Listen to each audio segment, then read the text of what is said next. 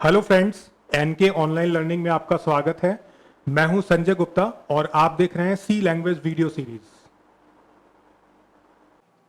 अब हम डिस्कस करते हैं representation of numbers and characters, how they are stored in memory.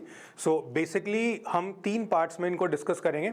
First part में आप देखोगे इंटीजर्स को कैसे मेमोरी में स्टोर करते हैं, सेकंड पार्ट में आप देखेंगे रियल नंबर्स और थर्ड पार्ट में आप देखेंगे कैरेक्टर्स। सो पहला स्टार्ट करते हैं representation of integers in memory. So इस स्लाइड में आप देखेंगे हेडिंग लिखा हुआ है स्टोरिंग पॉजिटिव और अनसाइंड इंटीजर्स। सो नंबर्स आपके पास में दो तरह के हो सकते हैं, एक जिसके पास कोई साइन अवेलेबल नहीं है और दूसरा जिसके पास कोई साइन अवेलेबल है। सो अगर नंबर अनसाइंड है तो वो ऑटोमेटिकली क्या बन जाता है, पॉजिटिव नंबर। किसी भी नंबर के साथ अगर आप साइन अटैच नहीं करेंगे तो वो हमेशा पॉजिटिव नंबर होगा। So unsigned number is always a positive number. So ये जो पहला पॉइंट है इससे आप समझ सकते हैं। Then second point says suppose we have to store a value 25। हमें 25 को मेमोरी में स्टोर करना है in a memory location of word length 16 bit. So अपने पास में जो लेंथ है वो कितना है, 16 बिट। तो अब यहाँ पर भी आपको ध्यान रखना पड़ेगा कि जब हम मेमोरी में डेटा स्टोर करते हैं तो अगर आपके पास 16 बिट कंपाइलर है तो टोटल 16 ब्लॉक्स अवेलेबल होंगे नंबर्स को स्टोर करने के लिए। अगर आप 32 बिट कंपाइलर यूज़ कर रहे हैं तो ये जो 16 बिट है ये बेसिकली कितने में कन्वर्ट हो जाएंगे, 32 बिट्स के अंदर। तो अभी हम एग्जांपल ले रहे हैं 16 बिट का। सो बाइनरी ऑफ 25 इज दिस 11001 और अगर आप इस पूरी रेंज को काउंट करेंगे तो ये है टोटल 16 और लास्ट में आप देख सकते हैं कि 25 का जो बाइनरी कन्वर्जन है वो हमने स्टोर किया एंड लेफ्ट हैंड साइड में जितने भी जीरोज हैं वो जो ब्लैंक ब्लॉक्स हैं उनको फिल करने का काम कर रहे हैं। तो एक्चुअली अपनी वैल्यू राइट हैंड साइड पर अवेलेबल है और लेफ्ट हैंड साइड पर सारे जीरोज अवेलेबल है। एक और एग्जांपल अगर हम लें 48। सो 48 का बाइनरी आपको आइडेंटिफाई करना पड़ेगा और उसको राइट टू लेफ्ट फॉर्म में अरेंज कर देंगे। तो इस तरीके से जो अनसाइंड इंटीजर्स हैं उनको हम मेमोरी में स्टोर करते हैं। अब हम बात करते हैं कि अगर आपको साइंड इंटीजर्स को मेमोरी में स्टोर करना है तो वो कैसे होगा। सो साइंड के केस में आप देख सकते हैं कि आपको प्लस या फिर माइनस का साइन यूज़ करना है। तो नॉर्मली अगर प्लस यूज़ नहीं किया तो ऑटोमेटिकली नंबर पॉजिटिव होगा, जैसा आपने पिछली स्लाइड में देखा। बट अगर आपको नेगेटिव नंबर क्रिएट करना है तो आपको माइनस साइन फोर्सफुली यूज़ करना पड़ेगा। So both numbers are same 48। एक रिप्रेजेंटेशन है प्लस और दूसरा रिप्रेजेंटेशन है माइनस। सो प्लस के केस में आप देखेंगे कि ये जो लास्ट डिजिट्स हैं वो है 110000। माइनस के केस में भी जो बिट्स हैं वो सेम है। डिफरेंस क्या है कि ये जो लेफ्ट मोस्ट बिट होता है it is known as sign bit. अगर आप पॉजिटिव नंबर स्टोर करेंगे तो यहाँ पर हमें 0 स्टोर करना होगा। अगर आप नेगेटिव नंबर स्टोर करते हैं तो यहाँ पर हमें 1 स्टोर करना है, राइट। सो नीचे नोट लिखा हुआ है उसको आप पढ़ सकते हैं। Left most bit is use to store sign in form a bit. तो ये एक पर्टिकुलर बिट है जो इंडिकेट करता है कि जो नंबर या बाइनरी रिप्रेजेंटेशन हमने स्टोर किया है इट इज पॉजिटिव नंबर और नेगेटिव नंबर, राइट। आगे बढ़ते हैं। So one's complement representation. So represent the positive of the number in the sign magnitude representation, then change all the zeros to 1 and all ones to 0, right? So this is known as complement of bits. तो complement के case में हम क्या करते हैं, 0 को 1 बनाते हैं और 1 को 0 में कन्वर्ट कर देते हैं।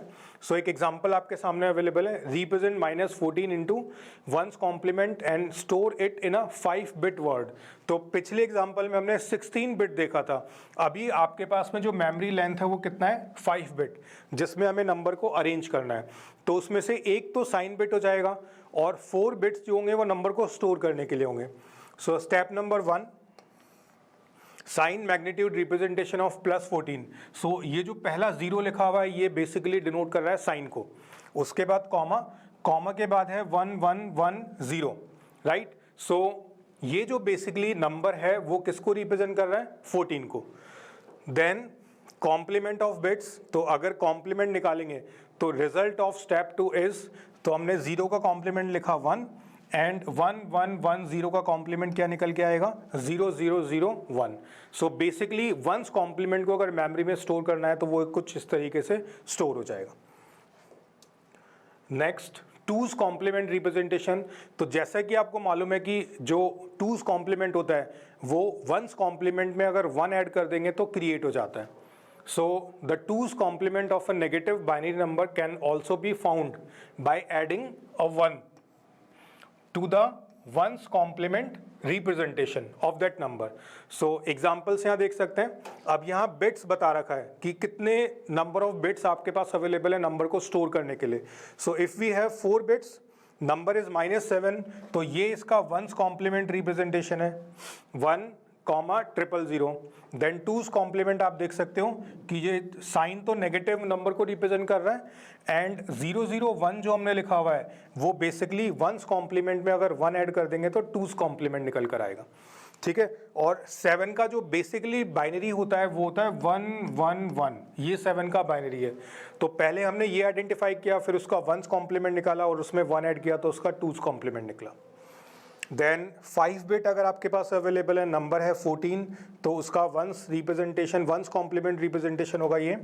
सो this is sign bit and remaining 4 bit जो एक्चुअली नंबर को स्टोर करेंगे एंड उसमें 1 ऐड कर देंगे तो ये आपका two's complement representation, right. So steps ध्यान रखना है, पहले नंबर अवेलेबल होगा उसका नॉर्मल बाइनरी निकालो, फिर उसका वंस कॉम्प्लीमेंट निकालो एंड देन उसका टूज कॉम्प्लीमेंट। तो 3 तरह के रिप्रेजेंटेशन आपके पास अवेलेबल होंगे। एक तो साइंड मैग्नीट्यूड जो कि नॉर्मली पिछली स्लाइड में हमने देखा, दूसरा होता है वंस कॉम्प्लीमेंट और तीसरा होता है टूज कॉम्प्लीमेंट, राइट। आगे बढ़ते हैं। So now next is representation of real values. तो अभी जो हमने डिस्कस किया था वो था इंटीजर्स। अब रियल नंबर में सिर्फ एक डिफरेंस होता है कि जब आप रियल नंबर्स को स्टोर करते हैं तो उसमें पॉइंट वाली वैल्यूज अवेलेबल होती हैं। तो उसको समझने के लिए अपन आगे बढ़ते हैं। सो फर्स्ट हमें देखना होगा रिप्रेजेंटेशन ऑफ रियल नंबर क्या होता है। So a real number can be divided, अभी हम पहला पॉइंट डिस्कस कर रहे हैं। A real number can be divided into 2 parts. So first is an integer part and second one is the fractional part जो कि डेसिमल के बाद आएगा। तो अगर एक एग्जांपल लिखें 25.67, so 25 will become integer part and after decimal point जो 67 है वो बनेगा fractional part. Then the number can be signed or unsigned. तो वो केस जो हमने इंटीजर में देखा कि जो लेफ्ट मोस्ट बिट है उसमें अगर नंबर पॉजिटिव है तो 0 और अगर नंबर नेगेटिव है तो 1 स्टोर करना है। Then second point says in the decimal number system the decimal point acts as a separator between the integer and the fractional part of the number. तो ये जो डेसिमल पॉइंट हमने यहाँ पर यूज किया ये बेसिकली वर्क करता है as a separator. So point के पहले इंटीजर वैल्यू है, पॉइंट के बाद फ्रैक्शनल वैल्यू होती है और जो डेसिमल पॉइंट है वो सेपरेटर का काम करेगा। So the digits before the decimal point represents the integer part and the digits after the decimal point represents the fractional part of a real number. So ये real numbers का एक basic introduction था। अब उसको कैसे store करना होता है वो देखते हैं। So ये एक छोटा सा एग्जाम्पल है जिसमें आप देखोगे कि ये जो इनिशियल पार्ट है यहाँ से यहाँ तक, this is representing integer part, right. And ये जो रिमेनिंग पार्ट है it is for fractional and decimal point को हम मेमोरी में स्टोर नहीं कर सकते। तो ये एक एज्यूम्ड लोकेशन है कि यहाँ पर आपका डेसिमल पॉइंट अवेलेबल होगा। क्यों? क्योंकि डेसिमल पॉइंट नंबर में किसी भी पोजीशन पर अवेलेबल हो सकता है। तो हमें पॉइंट के पहले जो इंटीजर पार्ट होता है उसका बाइनरी अलग से कैलकुलेट करना होता है जो कि लेफ्ट हैंड साइड पर स्टोर होगा एंड जो फ्रैक्शनल पार्ट है वो राइट हैंड साइड पर जाकर स्टोर होता है और डेसिमल पॉइंट हमें एज्यूम करना पड़ेगा। सो इसका एक प्रैक्टिकल एग्जांपल देखते हैं। So let's say this is the number integer part, then we have this decimal point and उसके बाद हमारे पास में अवेलेबल है फ्रैक्शनल पार्ट। तो अब इसको जब मेमोरी में स्टोर करेंगे, सो this is your integer and this is your fractional and ये हमने लिया एज्यूम्ड डेसिमल पॉइंट। तो इस तरीके से फ्रैक्शनल नंबर जो आपके कंप्यूटर में स्टोर होता है उसको हम 2 पार्ट्स में डिवाइड कर देते हैं। इंटीजर पार्ट अलग से कैलकुलेट होता है, फ्रैक्शनल पार्ट अलग से कैलकुलेट होता है और डेसिमल पॉइंट स्टोर नहीं होता, वो हमें एज्यूम करना पड़ेगा, राइट। एंड अगर नंबर पॉजिटिव या नेगेटिव होता है तो ये जो लेफ्ट मोस्ट बिट है वो अकॉर्डिंगली बिहेव करेगा। अगर नंबर पॉजिटिव है तो 0 स्टोर करेगा और नंबर अगर नेगेटिव है तो वहाँ पर 1 स्टोर हो जाता है, सो आगे बढ़ते हैं। Next is representation of characters in memory. तो हमने दो पार्ट्स को कवर किया, पहला था इंटीजर, दूसरा था रियल नंबर्स। अब हम बात करते हैं कैरेक्टर्स। सो कैरेक्टर्स में basically upper case letters A to Z, capital A to Z, small A to Z, 0 to 9 digits and special symbols. इन चारों को अगर हम मिला दें तो बनते हैं कैरेक्टर्स, राइट। सो आगे बढ़ते हैं। सो कैरेक्टर कोड्स बेसिकली क्या होता है वो पहले हम समझते हैं। So computer can store only a sequence of bits, therefore alphanumeric data has to be converted to some kind of a binary code. So this is your first point. Second point says, suppose the computer transmits the code for the character A to the printer. As the printer is using different codes, it will interpret the code received as some other character. As a result, some character other than A will get printed. So to overcome this problem, the codes used for different characters by different computers and devices are standardized. तो character code को store करने के लिए एक standard format हमें use करना पड़ेगा ताकि डेटा सही फॉर्म में अवेलेबल हो पाए। सो फर्स्ट इज BCD कोड। तो आप यहाँ पे चार तरह के कोड देखेंगे, BCD, EBC, DIC, then ASCII 7 and ASCII 8। तो ये 4 डिफरेंट स्टैंडर्ड्स होते हैं जिनके थ्रू हम जो ये अल्फा न्यूमेरिक डेटा होता है उसको कंप्यूटर में स्टोर करते हैं। So first one is BCD। BCD stands for binary coded decimal. Using BCD it is possible to convert each decimal number into binary equivalent. In BCD form, all decimal digits are represented by 4 bits each. The BCD equivalent of each possible decimal digit is shown in table.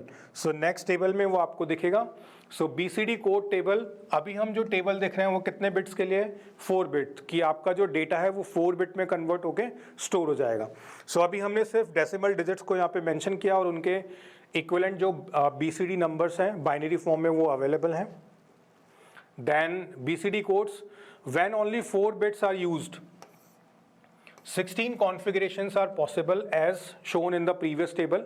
So first 10 of these combinations are used to represent decimal digits. The other 6 arrangements are not used. So जो पिछला table था उसमें हमने 10 combinations देखे थे, जबकि अगर 4 bit है तो 16 combination बन सकते हैं, तो हमने 6 combinations को यूज नहीं किया। Instead of using 4 bits, computer designers commonly use 6 bits to represent characters in alphanumeric version of BCD.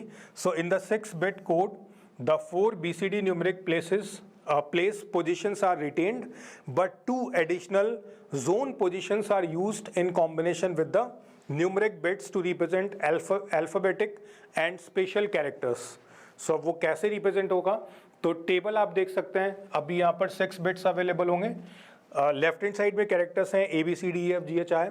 Then initially हमने कोड डिजिट को यूज़ किया था 4 बिट BCD में, बट यहाँ पर आप देखेंगे BCD जोन बिट भी अवेलेबल है। इट मीन्स A को रिप्रेजेंट करने के लिए टोटल 6 बिट्स अवेलेबल होंगे।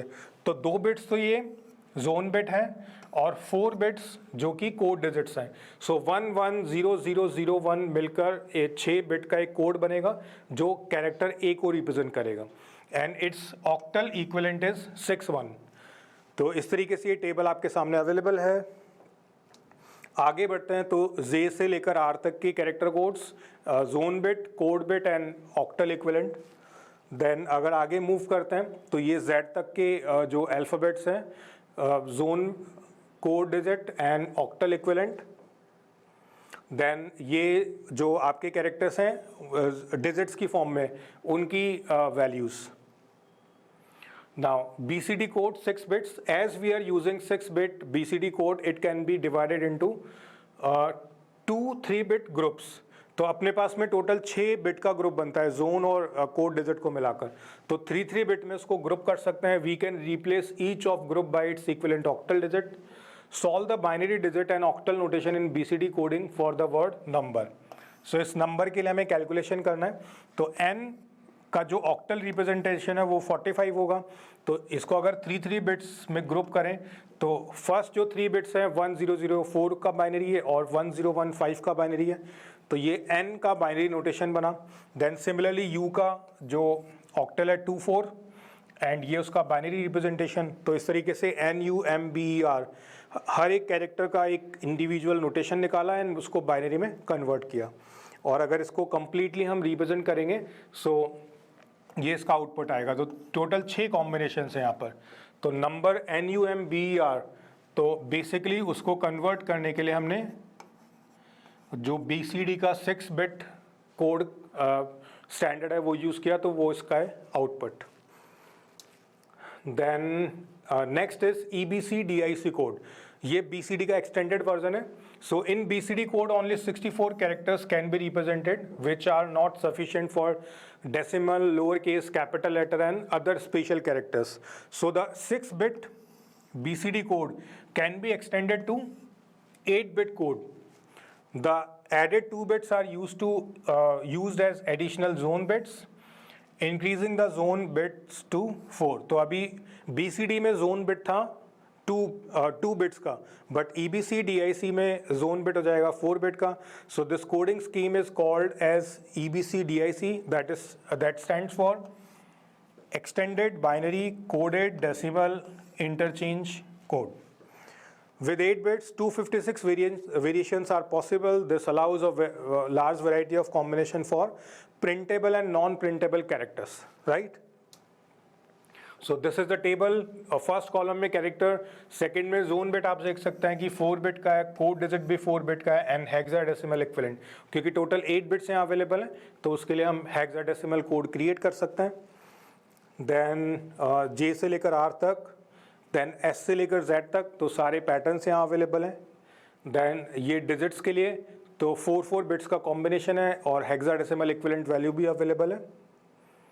अब अगर हम EBCDIC के अकॉर्डिंग ये नंबर को कन्वर्ट करते हैं तो यहाँ देखेंगे hexadecimal value. So N is the character, D5 is hexadecimal value and this is the binary digit representation.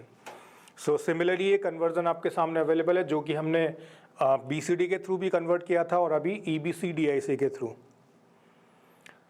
Now next is ASCII। सो ये थर्ड है, पहला था BCD, दूसरा था EBCDIC and third is ASCII।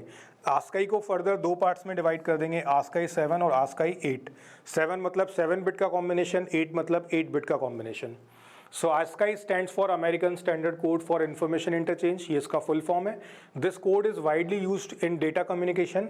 This code is used to represent data internally in personal computers and these are 2 types.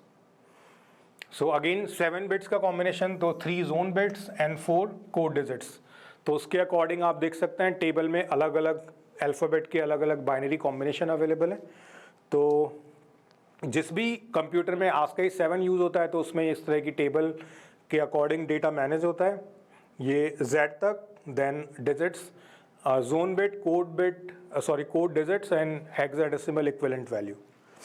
Now ASCII 7 में अगर number को solve करेंगे तो ये उसका बाइनरी पैटर्न। देन ASCII 8, सो यहाँ पर अब 4 बिट्स का कॉम्बिनेशन है जोन और कोड डिजिट के अंदर, तो उस अकॉर्डिंग डेटा कैलकुलेट होगा। सो ये अल्फ़ाबेट्स के लिए हम देख रहे हैं Z तक 4 बिट के कॉम्बिनेशन, उनके हेक्साडेसिमल वैल्यूज़ एंड ये डिजिट्स के लिए। और अगर अपन सॉल्व करें नंबर का कैलकुलेशन तो ये उनके बाइनरी फॉर्मेशन। सो इस तरीके से अपने पास में 4 वेराइटी अवेलेबल है BCD codes, EBCDIC code, ASCII 7 and ASCII 8। सो इस तरीके से मेमोरी में ये चीज़ें कैसे रिप्रेजेंट होती है मैंने आपको एक्सप्लेन किया। तो हमने 3 चीज़ों को डिस्कस किया, इंटीजर, रियल्स एंड कैरेक्टर्स, राइट। सो आपको तीनों का जो मेमोरी रिप्रेजेंटेशन है वो पता होना चाहिए कि अगर हम कोई भी नंबर या इंटीजर नंबर, रियल नंबर या कैरेक्टर मेमोरी में स्टोर करता है तो वो हमेशा बाइनरी में कन्वर्ट होता है। तो उससे आपको मैंने फैमिलियर करवाया और ये आपके एग्जाम पॉइंट ऑफ व्यू से हेल्पफुल रहेगा। Thank you.